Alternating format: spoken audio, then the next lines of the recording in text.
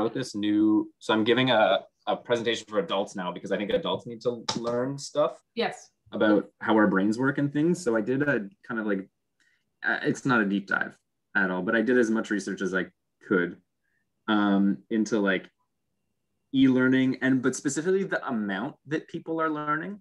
Okay. And the premise of the entire presentation is called Play is Essential. Because it really, really is. One of the most interesting things that I found was this like almost inverse relationship between like how much information we can process and how much information we're given. So like if let's say you have 8 hours in a day and the whole 8 hours are given to academics, right?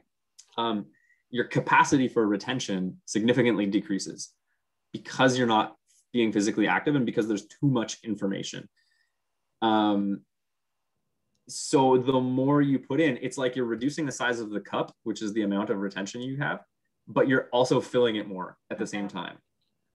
And I found that really interesting because related to virtual learning, from what I understand, is there's no physical activity, there's no jumping around, there's no real creativity. And so I question the actual effectiveness, or whether it's kind of just at one point a bit of a waste of time.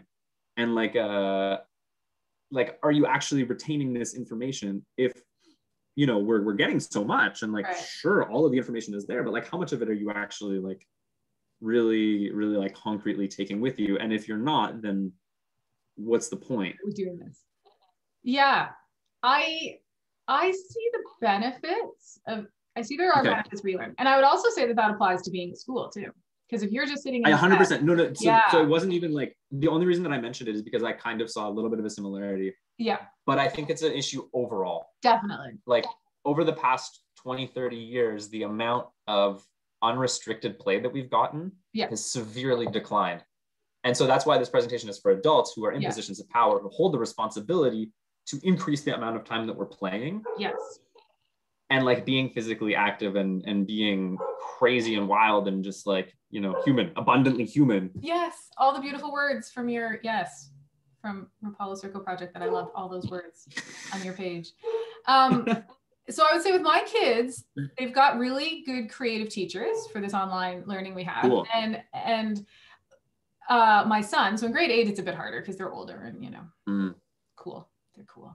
But there's a kid in his class who is super awesome. I don't know him other than what I hear and just seeing, but he is like into, I think, CrossFit and like whatever that OCR Academy place is. And like he did a competition. Oh, thanks. Owen let the dog in because the dog was barking. Oh, good. Thank you. Hello, dog. Yeah. Hi, Owen. Yeah, there he's gone again. So this kid has started leading gym class for the kids. That's awesome. And so, empowering kid. And so, I hear my son move his chair and then there's just like serious bouncing beside me here because his room is right beside the office. And he like Owen's sore after doing it. And now it's turned into the teacher's going to have every student lead a gym class. So this first kid led like 2 weeks of gym class. And now all the kids are challenged to create one class following that model sort of. So that's empowering. That's cool, And I find my kids, when there's like a video making project, they're super engaged, right? Like that's how they present a lot of their stuff. So Owen's team, he was on a group that had to make an energy drink. Well, I don't know. I think they were learning about marketing or something. I don't know. They made an energy drink that was about, it freezes the fear part of your brain. It was all in French, so I don't know all the words, but, and then Owen flipped off the roof and we filmed it and they put this video together because it's supposed to freeze so that we'll do anything crazy. So he loved that. Of course, he got to use his parkour in a school project, right? So there are creative things you can do.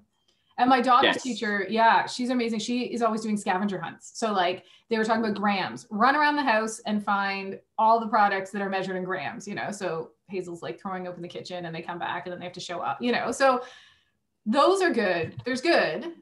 Yeah. There's good and bad. Yeah. There's ways you could use e-learning or virtual learning and then there's ways that it doesn't go well. You can't just recreate worksheets online because the kids are completely disengaged. But worksheets in a classroom aren't good either. So yeah. I think our whole school system needs an overhaul. It does. Just in general, I'm less like against the e-learning. Yeah. And more just like questioning the whole system. And all the kids who fall through the cracks, all the kids who it doesn't reach, all the kids who it doesn't inspire.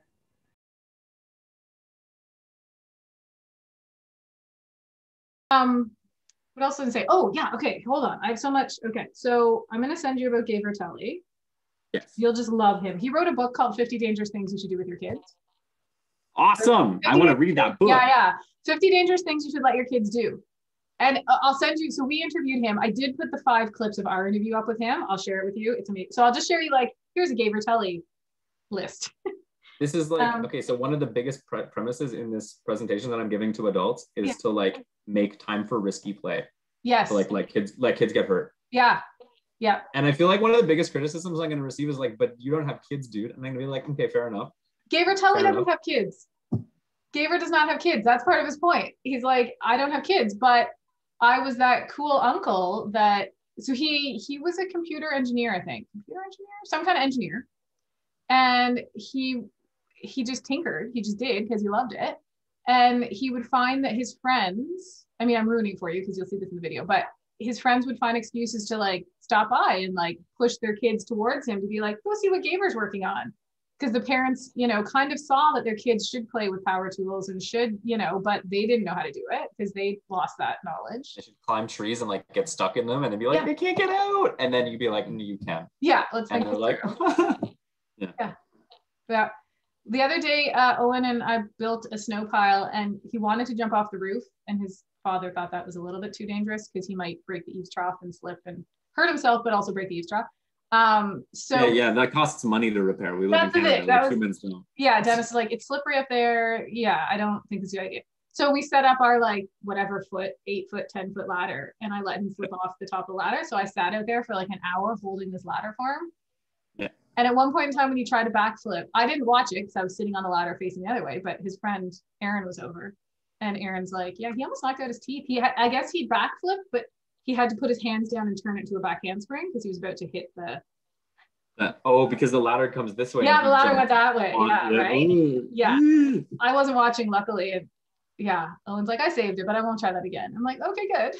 You learned. But okay. This is the thing. But now he's not going to try it again. Right. And this is like one of the hugest premises that I'm trying to make in this presentation is that risk management needs to be developed when you're young. Yes. Because if you don't develop that when you become an adult, you're horrible at risk management and you take absolutely insane, or you take no risks. Right. And you're so far on either side of it that you're not taking calculated risks. You don't know how to take risks. You don't know what it's like to get hurt. Right. And so you drive your car way too fast. Right. Or you just never get in a car. Right. Right. Both of those are, whatever, but like, it's not good. It's not a good way to develop, in my opinion. So we need to take those risks and we need to get hurt a little bit and get scared because that fear, I mean, I sound like the opposite of a hippie right now, but I think fear is actually pretty sweet in a way because it does prevent you from doing horrible things. Yes. Yeah. And like when you get hurt, also, you know what it's like to get hurt. And I think you're less inclined to hurt other people and just so many great things about it. Yeah.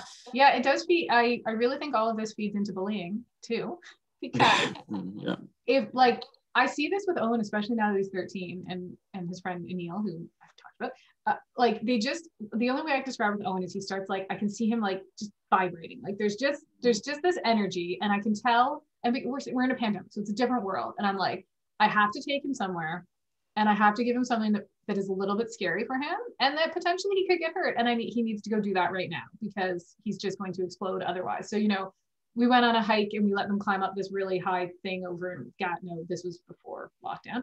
And there was snow on the top and they tried to climb down. And I was like, they might slip. They actually might, and they might fall down and they could break something, but they want to try this, and then they were calmer. Like you could see it. They like did that. They got a little bit scared. They pushed their limit. And then they were like, okay, I feel better now, and I'm like, for kids who never get to release that energy or to push, where are they going to put all that energy? Like, they're probably going to be like, well, I can push this kid's buttons and I can get a reaction and I can do this. And yeah.